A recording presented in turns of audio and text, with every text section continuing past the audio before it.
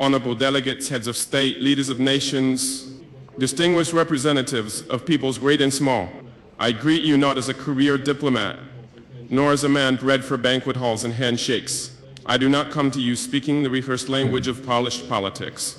I come to you as a soldier of my people, as a guardian of a wounded land, as a son of a continent that has carried the cross of the world, yet has never worn its crown.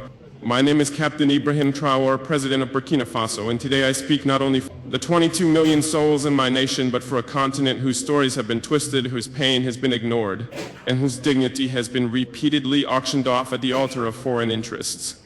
Africa is not Tobago. Africa is not a battlefield. Africa is not your experiment, your puppet, your warehouse of raw materials. Africa is rising not to kneel, but to stand. And today I say before this great assembly of nations, Africa will not kneel, one on the false generosity of global politics. For decades you've sent us aid with one hand while extracting our lifeblood with the other. You build wells in our villages while your corporations drain our rivers. You donate vaccines yet patent the cures. You speak of climate action yet continue to fund the very forces that burn our forests and dry our lakes. What kind of generosity is this? The kind that feeds the mouth but silences the voice.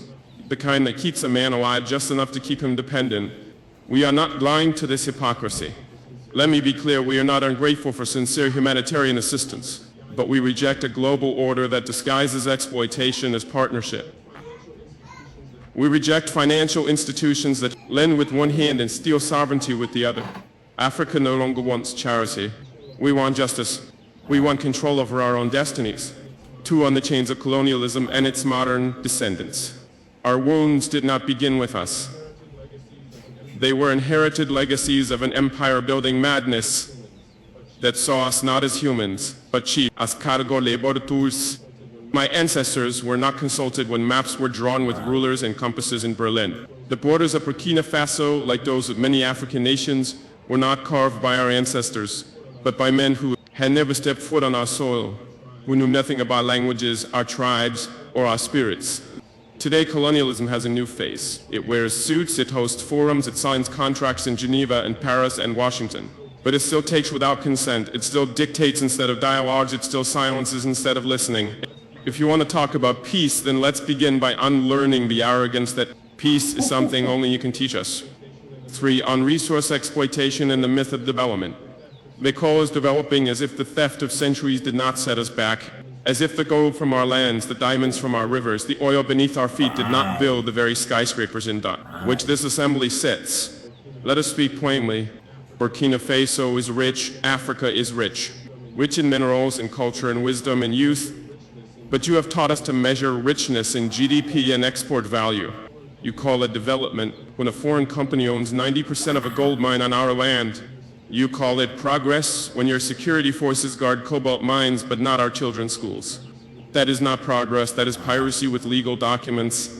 From now on we will define development on our own terms. Development that puts children in classrooms, not minerals on cargo ships. Development that respects the land, the people, and the soul of a nation. 4. On sovereignty and interference. Why is it that when an African nation makes independent choices we are called unstable? Why is it that when we seek military cooperation outside the colonial sphere, we are labeled a threat? Burkina Faso has chosen to walk a path of sovereignty that is not a threat to peace. It is a declaration of adulthood. We are no longer under your guardianship. We are no longer your junior partners in diplomacy. We are a free people. If a nation chooses partners that respect it rather than exploit it, that is not rebellion. That is wisdom.